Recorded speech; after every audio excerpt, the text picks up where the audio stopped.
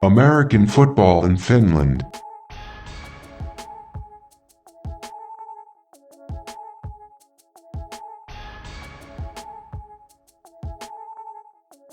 The voice in your ears is Perfect Purvis, and this is American Football in Finland. Today, I'm joined by my co-hosts, Coach Q and Chris Green. What's going on, fellas? What's going on, people? How's it going? Let's go. This last show of the season, guys. The AFF podcast is available wherever you listen to your podcasts. We're currently available on more than 25 different platforms. The show is also available on our YouTube channel. Wherever you listen, be sure to rate us. Anything less than 5 stars will tell us that you are a hater. Today, we will be discussing the 43rd Vateramalia results. And also we will get a little bit into the overseason view of the 2022 Maple League season, as well as talking a little bit about our All Finland team and awards given to players of the year. So let's get into it. It's first down. We get a chance to start fresh and discuss whatever is on our minds. So Coach Q, let's start off with you, man. What's up? Let's go Steelers! Let's go Steelers! He changes allegiance. I'm talking about the Pittsburgh Steelers. Got him. Hey, at least one Steelers came to play this weekend. At least one team named the Steelers came to play this weekend, and it was the Pittsburgh Steelers. The other Steelers, I don't know what they did all game, but they won. But hey, we'll get into that. All Steelers won this weekend. I like the Pittsburgh Steelers in that matchup. I still don't understand why people, being a Rams fan, obviously, I'm not really loving the Bengals, but the Bengals weren't great halfway through last season either. They're a second half type team, similar to the Rams. The Rams didn't look like they were going to make Super Bowl in the middle of last year when they lost almost 4 games in a row. But the Pittsburgh Steelers are the Pittsburgh Steelers. Mike Tomlin going to get them boys to get some wins, especially in their division, in their conference, like in their division. What is it, NFC North? Mm-hmm. AFC North, I mean. Yeah. AFC North. Yeah. Definitely. So good luck. Damn good coach, man. He's a good coach. Yeah, they're going to get wins. So that's great. I mean, it was lucky, but, that's what it takes sometimes. I watched all the NFL this weekend, so I know everything. What about you, Chris? What's on your mind, man? Oh, man. So first week of the NFL season, 2 games went to overtime.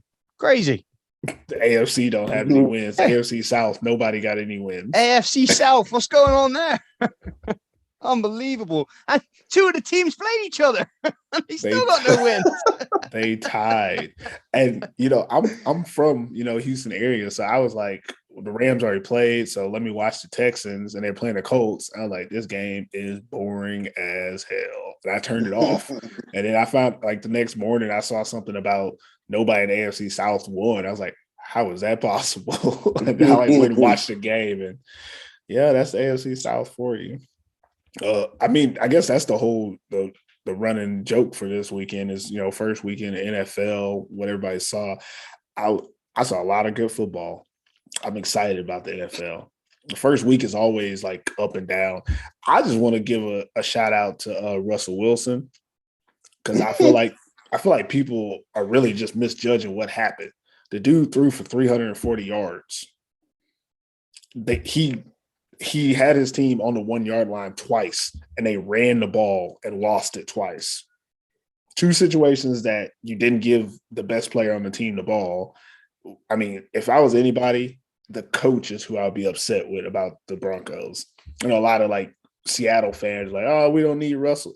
Y'all would have lost by 2 touchdowns if the coaching had been better for the Broncos. But the Broncos, this is another reason why I have Russell Wilson on both of my fantasy teams. And I've been trying to get rid of him because I know that if you play on the Broncos, they're not winning nothing out there. And it don't matter what stats he put up. He put up 340 yards, but he didn't have no touchdowns because they ran the ball in the red zone and had 2 turnovers right there. So I feel bad that he's in that situation because he's not going to win a Super Bowl playing for Denver Broncos. Not in the AFC West. That ain't going to happen. But I still want to put a shout out to Russell Wilson because he was one of the best quarterbacks of the week, and people act like he went and took an L. He didn't take an L. His team took an L. Hit him with an Aaron Rodgers like that. Like, Green Bay lost, not Aaron Rodgers. Aaron Rodgers don't lose. Russell Wilson did not lose this weekend. The Denver Broncos lost. That's just how it is. So that's my first down. Are you looking for quality football apparel and accessories at an affordable price? Rare Athletics is made for players by players. Head over to rare.se and get your drip today. That's REYRR.se. And use code AFF20 to receive 20% off all Rare brand products. Last show of the year, we're going to get right into it. Maple Bowl takeaways. Because I think Q is going to have the best stuff, let's start with Chris and give me one of your major takeaways from the Maple Bowl to see that just happened this last weekend. What are you trying to say? I'm a second-rate citizen? What's going on? I'm trying to say we might get lost in the sauce with whatever Q gonna say. Yeah, I think we might. Yeah. So the first thing I've got is the question I've been asking all season, both times when the Steelers played the Crocodiles, and that was, Christian Powell, can you outplay the Anthony Reasnover? In the regular season, the answer was no both times. In the Maple Bowl, the answer was yes. And that's not necessarily just because of the numbers as well. The Anthony Reasnover didn't really have an opportunity. He only had 10 carries, but you deal with what you dealt with. Christian Powell completely outplayed him in that Maple Bowl final. And Christian Powell was playing his heart out, man. And respect to that guy. He carried that team on his back and rushed for 181 yards on a TD, and he balled out all game. So, yeah, that was my biggest take from that.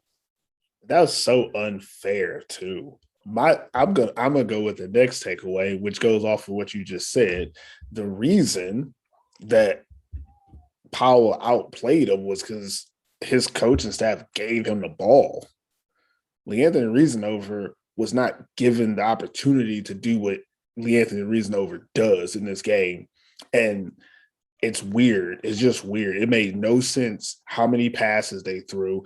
I don't have the stats. I tell y'all, like, this whole season, I'm trying not to use stats because I'm using what I see on the field. But I do know that at one point when we were watching this game, Joey Bradley was 7 for 22 in passing. That was his final stats. Oh, that was his final 22. Oh, okay. So good guess. all I'm saying is, on the other side, I think Zach Whitehead was 17 for 20, something like that. 14 for 27. 14 to 20. Like 50%. Yeah, so he probably got 3 for 7 out of the next, whatever.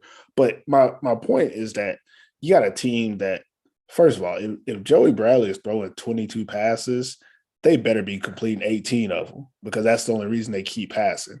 But when you're going 7 for 22, you're putting your team in a situation of a lot of second, third, and longs. And in this game, they go for a pass on first down, incomplete, then run the ball to Leanthony on second down. He wouldn't get nothing. And on third down, you can't give him the ball again because it's third and long now.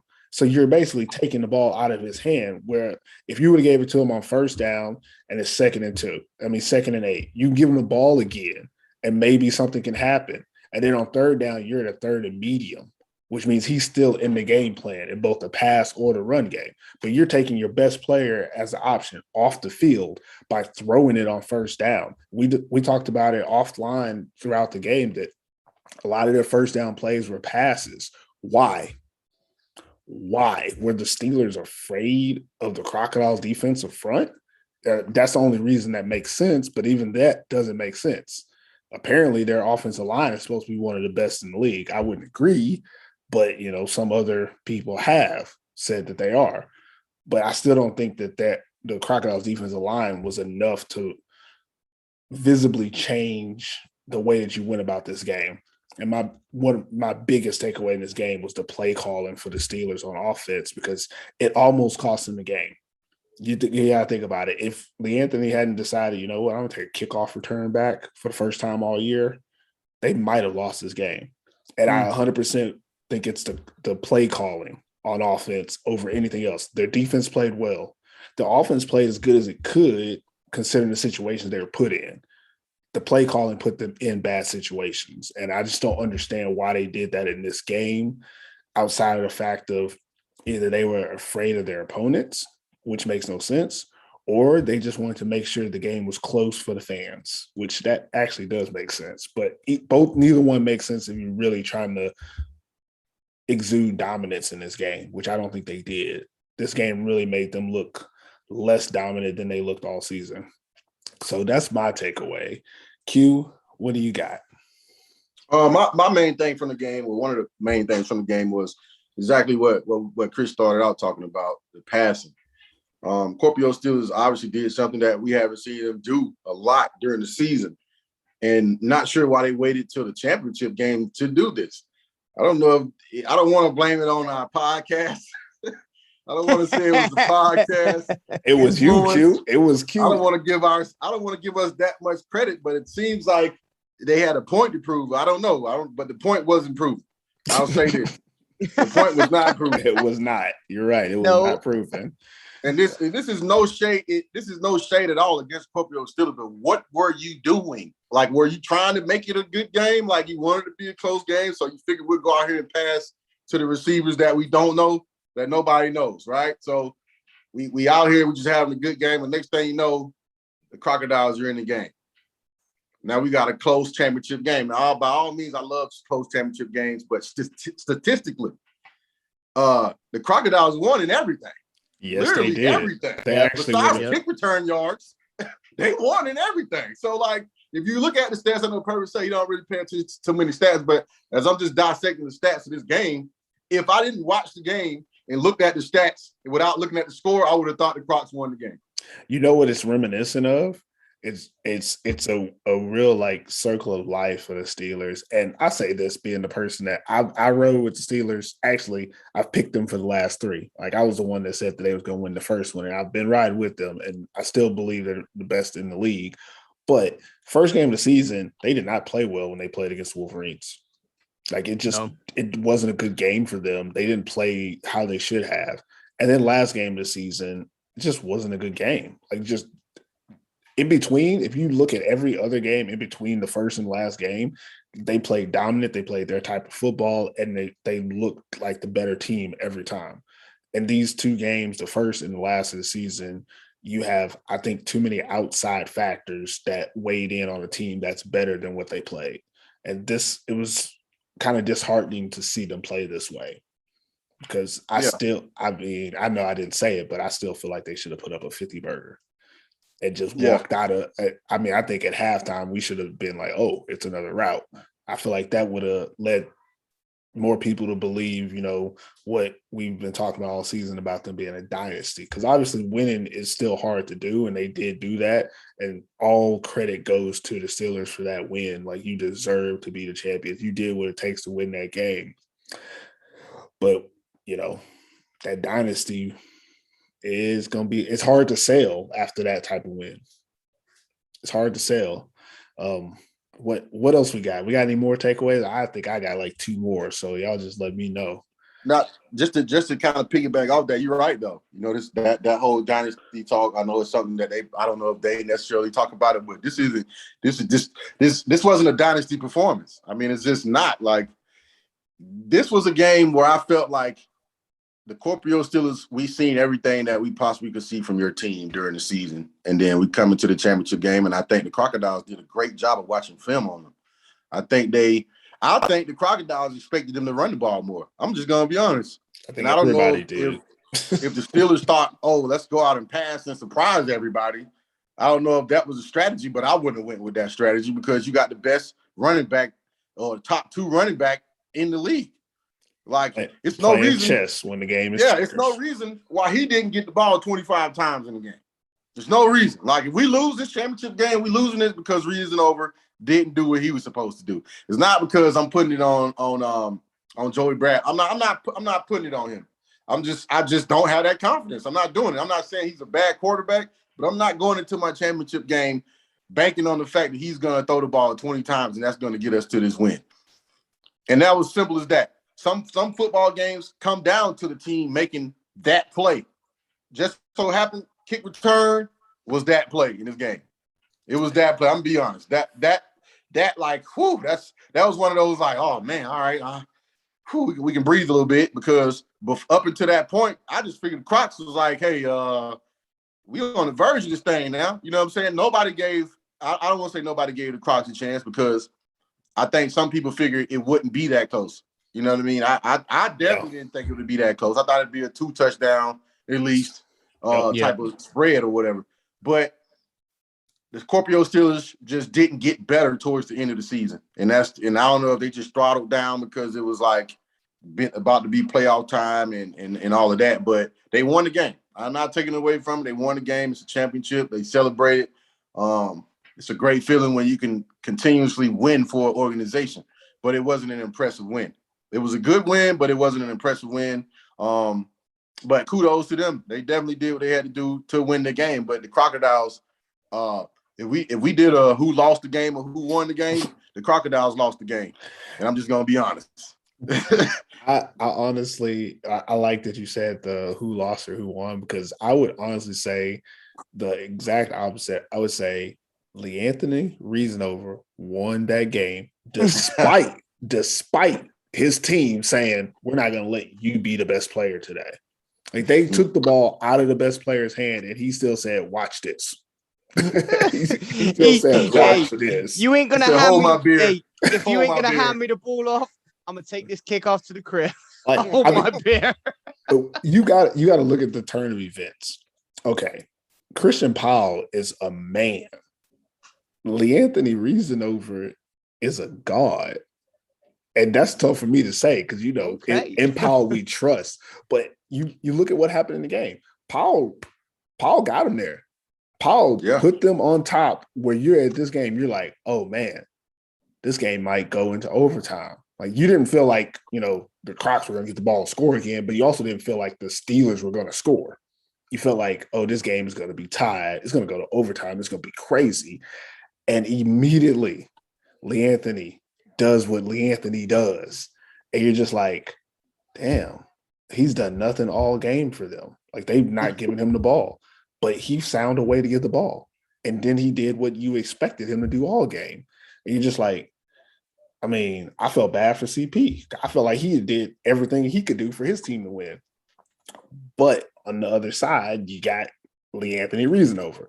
And then watching that return and how he did that, you're just thinking, why hadn't they given him the ball more all game? We're talking in circles about the same thing, but it's just that important of an aspect to this game where you have a team that when you look at them, you got a guy who scored 30 touchdowns on your team, and you're not giving him 30 touches. That doesn't make sense.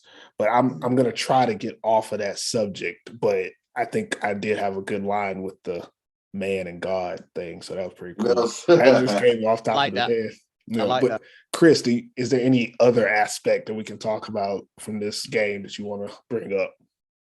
I think both defenses played a solid game as well. Yes. Although they only rushed the ball with reason over 10 times, that defense stopped him. They stopped him every time. Okay. Yes, positionally wise, play calling, they didn't put him in the best position, but that defense played what they had in front of them. That defensive line was stout. Emmett Gooden was a beast, as he has been all season. And they did their job. Sharkey was out there making plays. Like that defensive line was solid all game. A lot of tackles really for loss, right? Yeah. I don't watch the stats, but it's not like he was getting 2 or 3 yards. He wasn't getting back to the line of scrimmage on these run plays. That's why they were getting into so many third and longs, because he was getting it on second down. I don't know if they had a lot of tackles for losses or sacks or anything, but they had four sacks. Four tackles for loss. No sacks. Well, 4 out of his 10. What he had, 10 carries? He had 10 carries, yeah. That's good. 40% of those were negative yard plays. That's pretty good. But what's interesting is the Steelers' defense statistically played better as well. So the Steelers, you think that the Crocodiles had a lot of tackles for loss. The Steelers defense, they had like 8 sacks. They had four and a half, 5 sacks. Five sacks they had. They had 5 total, but a lot of those halves. They count the runs. Yeah. And then when Zach is running, I still feel like they had 8 sacks. So I'm going to say those. But they had They had 13 tackles for loss. Those are sacks. Those are sacks that Zach Whitehead 13 tackles running. for loss. Yeah. Yeah, which is crazy. 13 tackles for loss. Insane number. Yeah. I mean, you make a really good point about the defenses. Like both of these defenses played really good. And the Steelers team played as good as they could. And that's why they were the winning team, I think. But also the Crocodiles defense stepped up.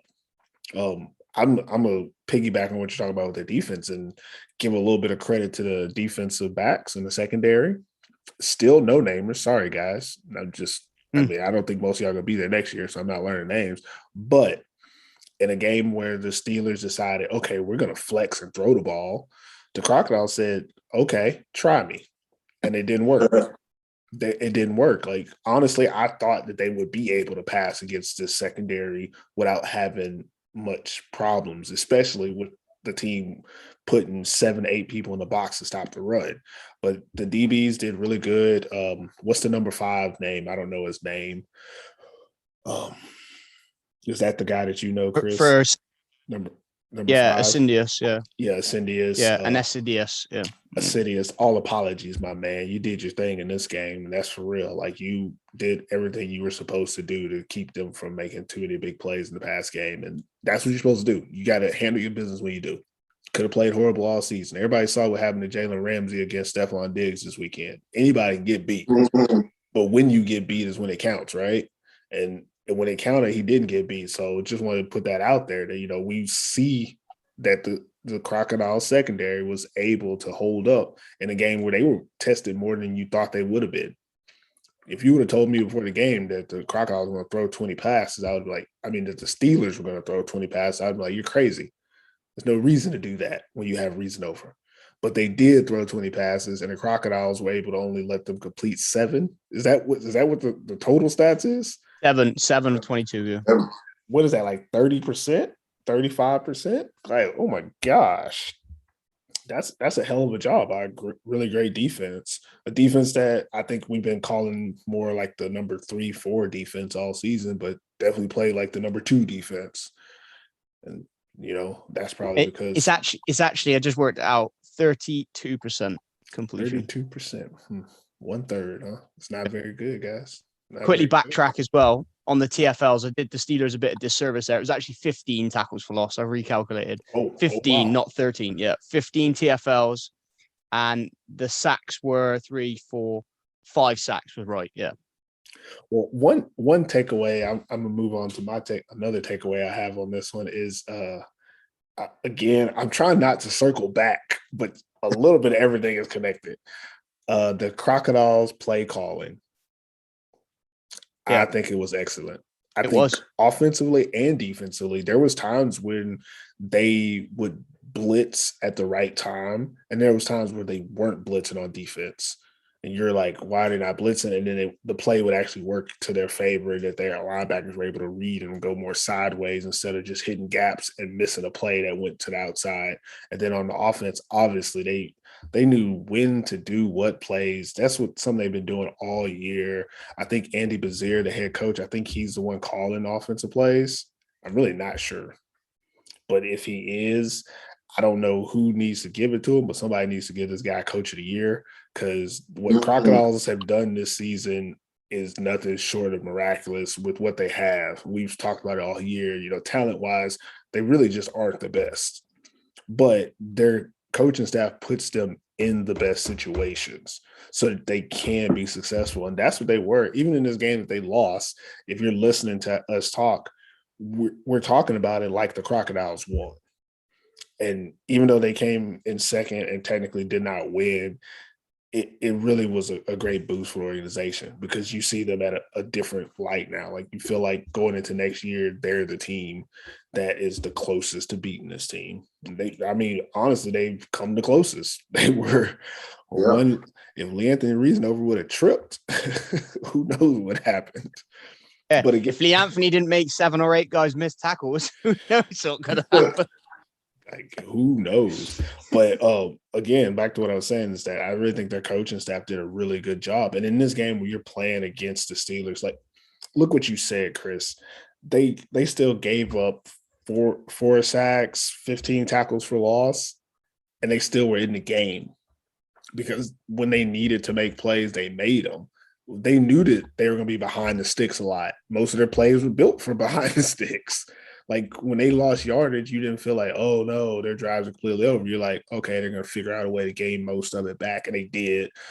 Definitely kudos to having Zach Whitehead do what he does. His versatility definitely kept them in on some of those drives where he gets sacked, and then you're like, okay, he's got to be tired, and then he comes out and makes a play with his feet or gets the ball to someone that can help them. So really just want to say one really huge takeaway was the Crocodiles play calling. It was excellent. I don't think they could have called anything better to win this game. I think the difference in this game comes down to the fact that the Steelers were the better team. And normally in these situations, the better team wins. And that's what the Lee Anthony Reasonover return was. It was just one guy who was better than the other team. So that's how I felt about it. You guys, the better team won. The better team won, yes, but the coaches tried to not let them win. That's for sure. That's for sure. I wasn't trying to say all that. Hey, I'm gonna say it. I don't care. Like, what are you doing? It feels so bad. And honestly, if you're listening, we do not dislike the Steelers. Like, that's not the case. Me and Purvis are probably the biggest supporters of the Steelers. I've been But riding. we call it how it is. Yeah, it's just in this game, I felt so disappointed in the way that it went down. Like, I feel like they should have been able to put up more. They should have done a little bit more. Should have tried a little bit harder. Not to take away from anybody's win. That's also why we're recording this podcast a little bit late, because I was hoping maybe after a couple of days I'd feel better and less, negative. But some things are what they are. If you're listening to my voice, you're now part of the AFF community. But don't be shy about supporting us. Head over to our website and order some AFF swag. Get a t-shirt for this beautiful summer weather, or a comfy hoodie you can rock all year long. And if you really want the drip, scoop up one of our limited edition snapback caps. Everything you need to represent the AFF community can be found on our website at americanfootballinfinland.com/merch. So I know with this game, we talked a lot about, Lee Anthony Reasonover, Christian Paul, even Zach Whitehead. I want to do an MVP. I want to talk to you guys. We haven't discussed this beforehand if you're listening, but who do you think should get the MVP of the Maple Bowl? I mean, I know they gave it to somebody. I don't care who they gave it to, but who do you think should be the MVP? Man, I'll give it to Corpio Steelers defense. Corpio Steelers defense. I think they were the most consistent in this game as far as play. I think without them, they probably lose the game. Honestly, I mean, like you said, they had almost 4 or 5, probably more than 5 sacks.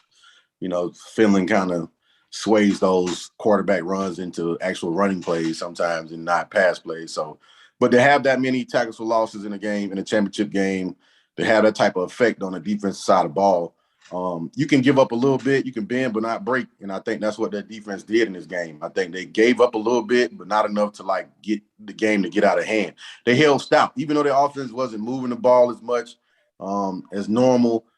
Their defense didn't change. They stayed stout.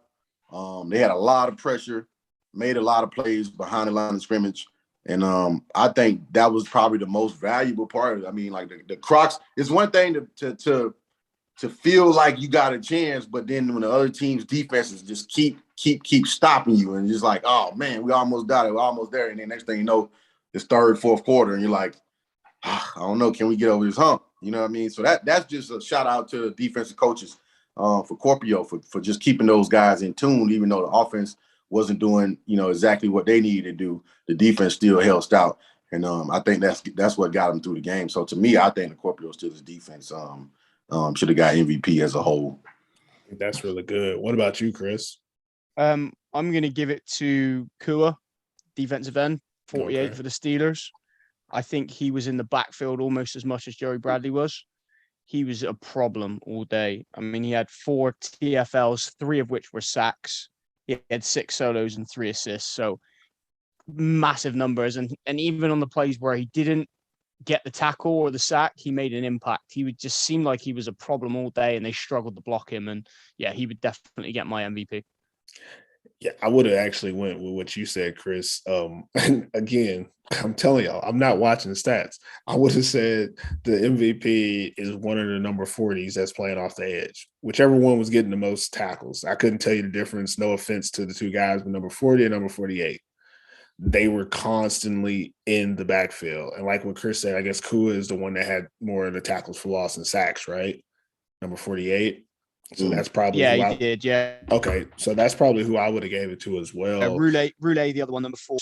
Yeah, he was also in there a lot. Roulette, number 40. He had 2 solos, 7 assists, and he had 2 TFLs, but no sacks. So, yeah, they both were back there a lot. So that's why I saw that 4 and then the number behind it. So it's a little hard to tell.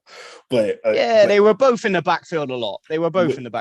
Which goes back to what Q said about the defense as a whole, especially that defensive line. I know the stats, again, I'm not watching them, but I don't think they were kind to like Akeem, Allen, or Yanni Lindquist, but we know that they were putting pressure up in the middle. We know that pressure was coming from them as well. That's why those other two on the edge were able to get to the ball, was because most of the interior linemen were dealing with those two guys, and they're giving the other guys, one-on-one looks, and they're, those guys were fast and strong to the ball. So as a whole, the defensive line, especially the linebackers, were okay. I would do more defensive line than entire defense, but again, the Steelers deserve to win. That's why the MVPs will go to them, because they played the best, especially that defense. And I guess that's all we got for MVP. 2022 Maple League season. Final thoughts. What are your final thoughts on it, guys? I think Q, this is when you need to do your thing. Yeah. You know what? Do you want him to go last?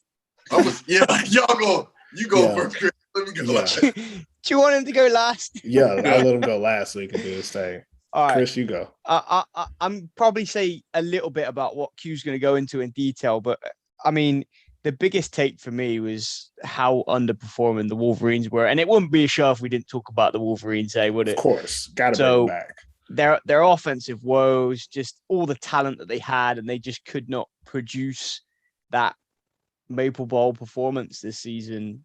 And it comes down to, do they need to make some changes in that organization? Are they happy with what's going on? Are they happy with just making it to the playoffs, spending a lot of money probably on all these players and not making it to the ship this season? You got to look at either management or coaching or something, because with those players, if it's not working, something ain't right. That's all I'm going to say. Well, I'm not going to talk about the Wolverines. I'm going to talk about, one thing that really stood out for me was I was extremely disappointed in the other Helsinki team, the Helsinki Roosters. I kind of believe, like what Q believed all season, that, they still were a Maple Bowl contender. But I believe that they didn't believe they were a Maple Bowl contender. I feel like the way that they ended the season, the way that they went into the last stretch, was of a team that was content and satisfied at making the playoffs. I don't think they finished the season thinking that they had a chance at the Maple Bowl. Even in their playoff matchup, I don't think they gave it their all. I think they left a lot on the field, and it was disappointing for me, because I've always held the Helsinki Roosters in high regards as one of those teams that you never count them out. They always have a shot. There's always a chance that the Helsinki Roosters will be in the Maple Bowl. Like, that's what I always thought. Then this year I saw a team that reminded me of the Portable Butchers, the Dallas Cowboys of the world. All potential, no follow through. And so that was disappointing for me. And that's what really stood out to me on this season, was that the Roosters were not the Roosters. No matter that they did get hot late and start playing well, they played well enough to win and get to the playoffs. That was their goal. and I don't like that at all. I mean, obviously, I can't knock them. You do what you got to do. They were rebuilding, as they call it, but it gives a sour taste in my mouth knowing that a team with so much potential would not utilize it to the fullest to try to win a championship. Instead, they would say, okay, we'll wait till next year. Kind of reminds me of that COVID season. Yeah. If anything. And I mean, that also didn't care for that either. Another thing I want to throw out there is that we didn't talk about it nearly enough, but Jabari Harris had a hell of a season. Yeah, he did. I mean, I'm biased. Obviously, that's my guy, but Jabari had a hell of a season on a team that didn't give him nearly the I don't want to say player support. They had plenty of players, but there was something lacking on that team. The structure, I would say. The structure. Maybe probably coaching. a good way to describe it. Maybe coaching. There was something. Hey, it's not your turn, Q. Wait your turn.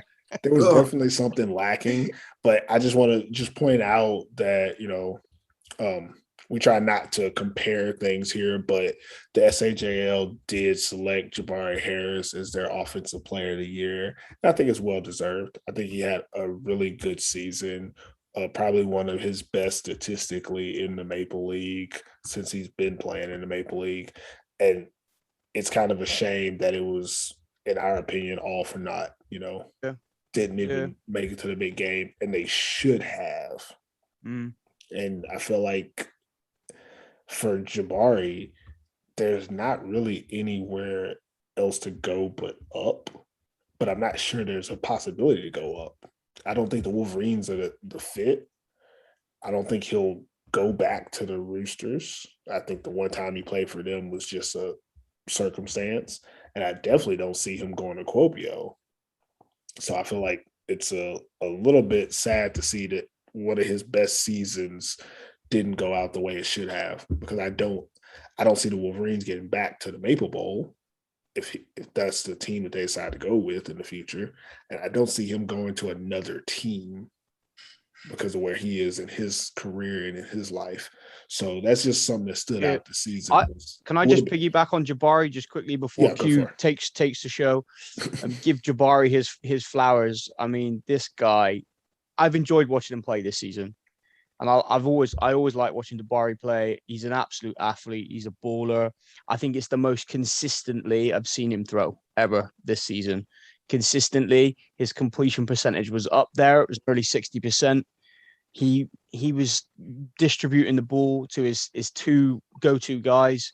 He got Nico Kantanen some catches as well. I mean, Jabari is the stalwart of Finnish football. He's been around the block. He's played on multiple teams, and year in, year out, we see him perform at a high level. And I think this is probably one of his more mature seasons that he has played in the Maple League. And I've really enjoyed watching him play this season. And I'm glad that he got some recognition from the SAJL as well. Credit to him. He's had a great season on and off the field. Like, good guy as well. Got a lot of time for Jabari. All right, and now we turn it all over to what's on Coach Q's mind. Look, I'm gonna stop. I'm gonna say this. I definitely think Jabari had a good season. I'm not taking anything away from Jabari. I think if we go strictly off stats, then I can see why the SAJL proclaimed him as, the offensive player of the year, everything like that. But when you actually break down the stats and look at the stats, which Statman probably could tell you, I don't think the Wolverines were number one in probably but one offensive stat, like where they led, and that was pass efficiency. But another important number the Wolverines got real familiar with? Number 4. Number four. I'm going to tell you a few little statistics here that in case you might not keep up with. I'm going to tell you 4. They were 4th in the passing offense. So that means that was 3 teams above them. I will give them this. They were 2nd in scoring. I'll give them that, 2nd in scoring offense. That's pretty good. I mean, they scored 76 points. Yeah, because they scored 76 points against a slow team. Another thing that came in first in punting. They're the only team in the league with a punter who only plays punter. Now let's talk about this now. Punting, having the number one punter is necessarily not a good thing. It means that you punt a lot. It means that your top offense that you imaginarily have isn't scoring. It means they're not finishing drives. It means that your punter is punting the ball a lot, right? Not taking anything away from Jabari on this. This is not him. Let's go another stat. 4th and first downs. Well, if so you're punting, other teams have got more first downs than you did all year. If you're punting, you're not getting first downs. Yeah. You know what else they were 4th in? 4th down conversions. Y'all want me to keep going? Let's keep going. You know what else they were 4th in? Red zone conversions. That's tough. Okay, that's interesting. Yeah. All right. You want to know one more thing they were 4th in? Field goals. How are you 4th in field goals? 4th in field goals made. That means that you were the 4th team to make better field goals than the other 3. Now, that in the whole point, I'm joking with it, but the whole point of this is, I seen a post on Facebook and it kind of irked me a little bit. It was Coach Manley. I don't do subliminals and none of that stuff. I say your name. Coach Manley says, finally, the real list comes out of the All-Stars. Now, Coach Manley, I want to say this. Reading is fundamental. I know you can read. You've been coached for a long time, so I know you can read. When we first put out our list, we didn't say it was the All-Star list. That's the first thing, so we shouldn't even be having this conversation past that, but I'm going to keep going anyway. The second thing is you just lost your second semifinal game. Your second semifinal game with what we can classify as super teams if we go off of names, off of big names. So the reason that this is the real list is because your quarterback got the award that you felt like he should have got. Now, the list that we had actually had more Wolverines on it than the list that the SHL put out. Yeah, that's true. So, as a coach, would you care more about more players being on the list, or would you care about just one player being on the list? Maybe he has a favorite player. Maybe he has a favorite player. Maybe he's your guy. I don't know. Maybe he's your guy. But I said, now, look, any coach, everybody respects. I respect opinions, but we take our time out of our days. We work. We don't just coach football. We work. We got regular jobs and stuff like that. And we come here and take time to put out you guys as players and put out our opinions. Now, we're not experts. We always say that. We're not experts. But I would think you would care more about all those 4s than you would about your quarterback getting an award for a season you shouldn't even be proud of. All those 4s. You shouldn't. I'm being honest. You shouldn't even be proud of this season. You shouldn't be proud. Oh, my quarterback got an offensive MVP award, and we didn't win the championship game. But guess what? He had 20-something passing touchdowns and 15 rushing touchdowns, and a lot of them was against sorry teams. Because we know when you played Corpio, you barely scored 14 points when you played the best team. And guess what else? You lost against every team that was in the playoffs in the regular season. You lost against every team that was in the playoffs in the regular season. So before you go up here making statuses about the real list and all of this right here, you got a lot of 4s to worry about first. That you got to get you should get that figured out first before you worried about a list. Because the list that you should be worried about is the most important one, which is the list of names that y'all need to write down for the championship game. But y'all didn't get to do that because you were more worried about, let's get these awards. Man, the best quarterback. You think Jabari? I hope Jabari ain't happy about that. I mean, personally, individually, knowing Jabari, he probably likes it. He's always been like a stat. I mean, he keep up with his stats. You know what I mean? He's one of those guys. He's like Stan Bagwell. He got his lifetime stats from every country he played in. We don't give a damn about what happened in Serbia. We don't know if that's true or not. What did Stan Bedwell do to you? Let me throw this out there. Let me get off Stan. This conversation ain't about Stan. This Stan is about you, Coach Mallett. And don't get me wrong, I'm not coming at you. I'm not hating on you. I'm not doing none of that. But when people ask me why I don't coach now, this will show you why, because it ain't even really about winning anymore. It's not about that. The Helsinki Wolverines pay you to put together the best possible team every week to go out there. They gave you the money. They gave you had Mickey Kai, you got Sebastian Sane, you got RJ Long, you got Will Young, you got Jabari Harris, you got Curtis Slater, you got Benji, you got James Perrineau, you got one of the best DNs that we probably seen in finished Ds we've seen in a long time, Vile. Do I got to keep naming? How many names of people that was on? This is an upsetting season. You know, if I was the head coach, I wouldn't even post until next season. I wouldn't even post anything to y'all until next season, because I just got embarrassed a whole year.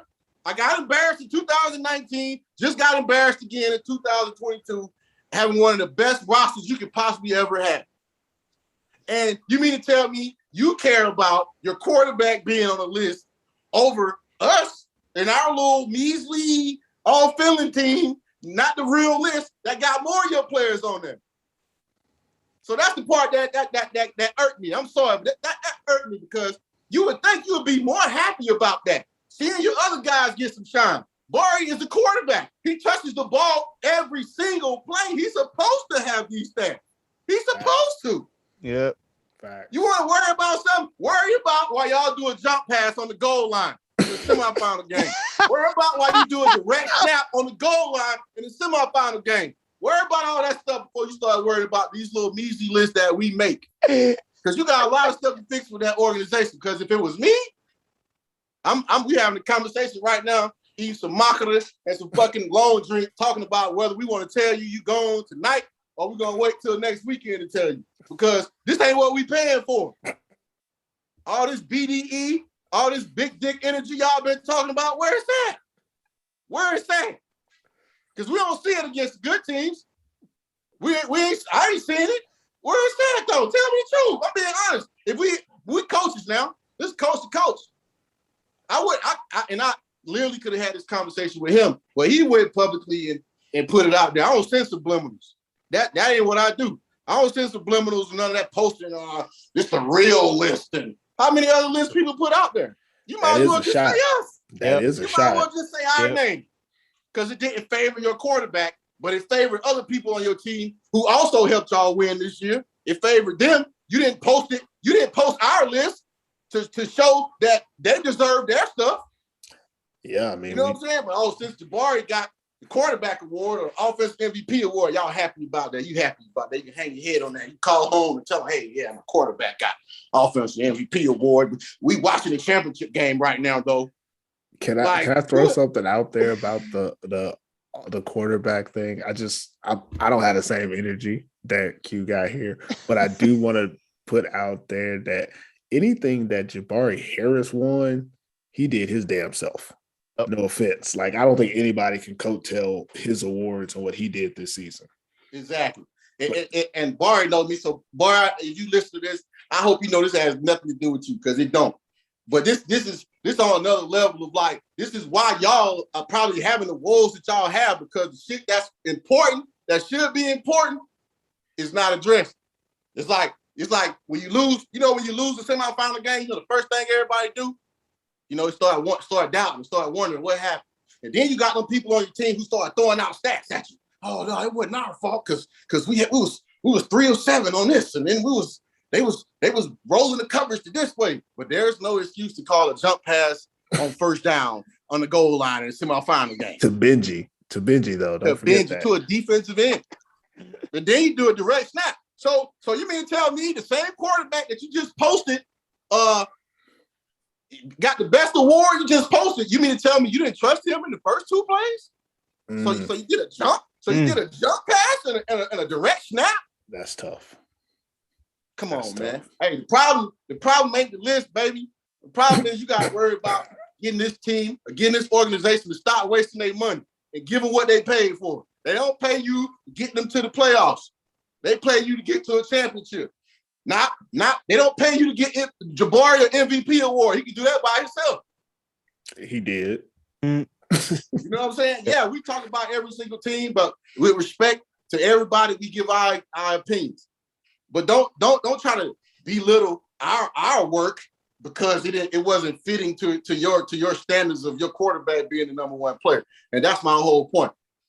We can have this conversation online, we have this conversation in the DM, or we don't have to talk, or you can say what's up when I come to Finland. It don't really matter to me because I do pop up. You know what I'm saying? But my thing is, if you're going to call us out about our list, just make sure you got your ducks in a row behind that. Make sure you did every single thing that you're supposed to do for your team to get to the next level. But we watch the games. That's one thing about us three up here on this panel. We watch the games, and we sit there and say, oh, man, I can't believe they did this. I can't believe they did that. But you know what? You know what else we watch? The Wolverines let everybody else down again for another season. So worry about that first, my guy, and good luck in the offseason. And shout out to the Scorpio Steelers for winning y'all fucking championship. All right, cool. I would, oh man, I would like I'm so glad we left him till last. I couldn't have followed that. I would like to say that as a host of American Football in Finland, I 100% support what Coach Q has said here on this podcast, just so y'all know how we roll. He had some grievances he needed to air out, and here on the AFF, we gonna air them out. We let it roll. And that's how it goes down.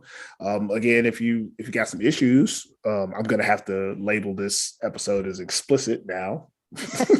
Here, it's funny hearing Q cuss because he doesn't do it very often. Yeah, hey, different vibe, man. I just don't like them coming at us like that, bro. You can. It's ways to do it. You know what I'm saying? You could, DM and say, hey, man, I don't know why it's just like everybody else been doing. DM and like they just want to know what was our thinking behind this. That's how you do stuff. You don't go throw out subliminals. Yeah. And then try to like, oh, okay, and expect me not to reply because I'm gonna do it every time.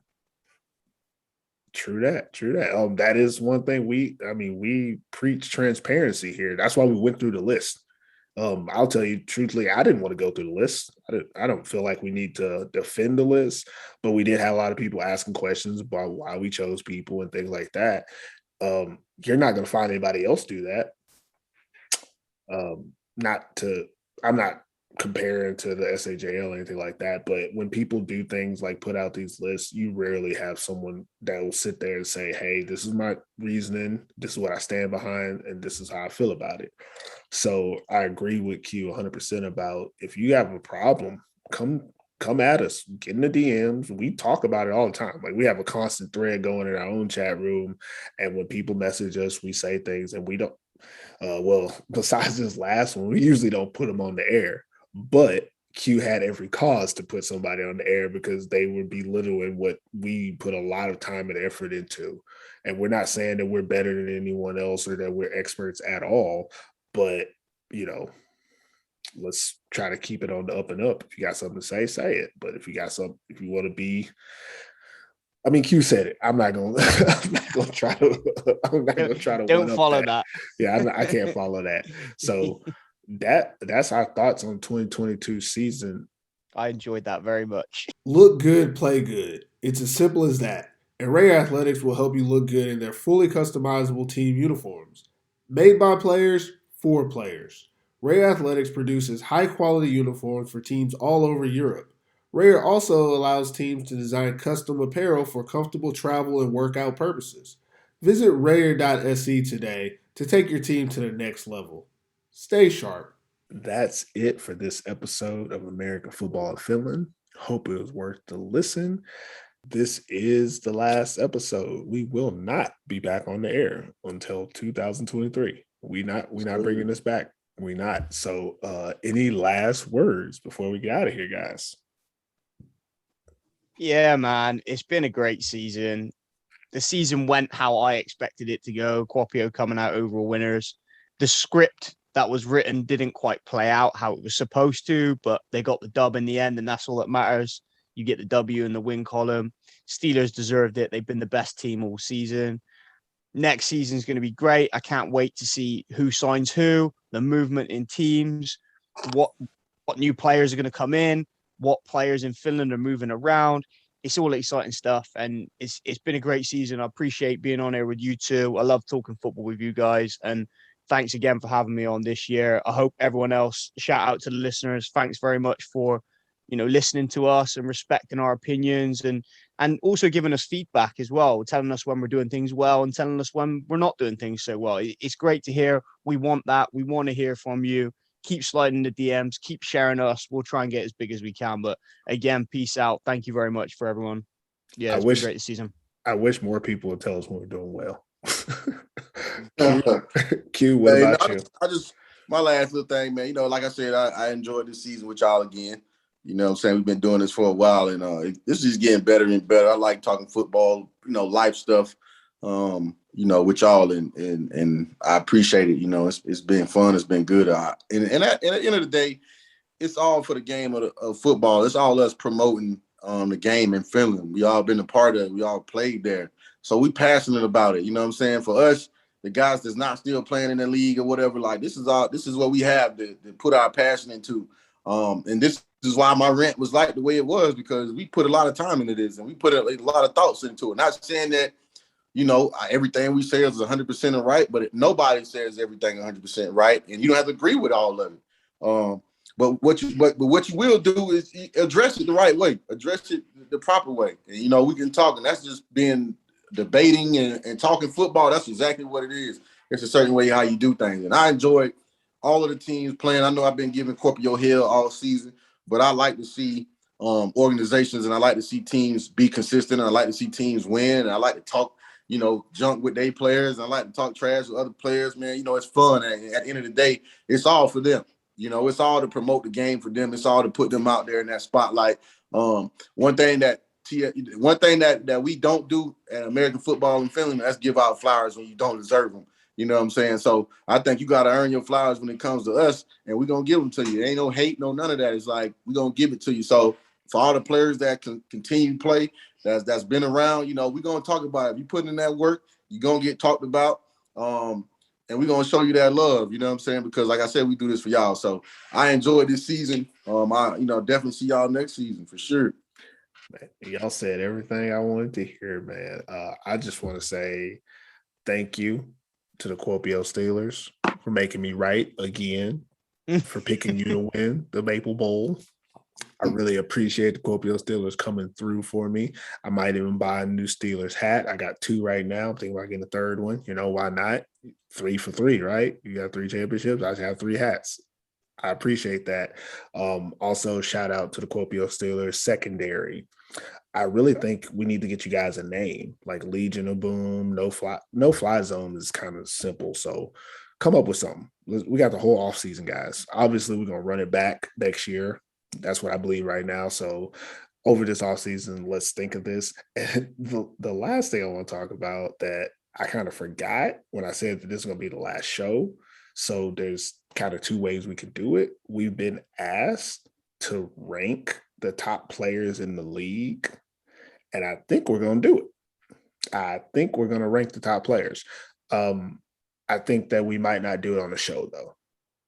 Or if we do, it'll be a surprise show, but we might just rank like the top 50 in the league from this past season and put something out on social media for everybody to enjoy and just have fun, because obviously these lists are fun. So we'll probably do it that way instead of having another show, because the season is over and we're pretty much done doing all these podcasts. The show went a little bit long already, so it is what it is. So that's it, man. That's a wrap. 2022 is a good season. I appreciate my co-host, Coach Q, Chris Green, coming on. I think we got a really good group here. A lot of things coming for AFF in the future as well, outside of the podcast. We have a couple of events and things going on. I won't talk about it here on the show because it's not necessarily, but what's coming up. What we got going on, and we'll be back next year, probably stronger, even better than we were this year. Chris, go ahead. Before I forget, who won the pick 'em this season? Chris, and don't forget, because I don't ever remember who wins the pick 'em the next year. So you definitely gotta have to remember that. Next year we're gonna have to do a belt or something. Oh, yeah. So we can have something sustainable to show online. But yeah, that's everything, guys. If you enjoy the show, please follow us wherever you listen to your podcast. And don't forget to rate us 5 stars as well. Anything less tells us that you are a hater. You can follow us on the gram and Facebook at American Football in Finland. So for the last time, until next time, never forget T. I F. we go. We go. We out of here. We out. American football in Finland.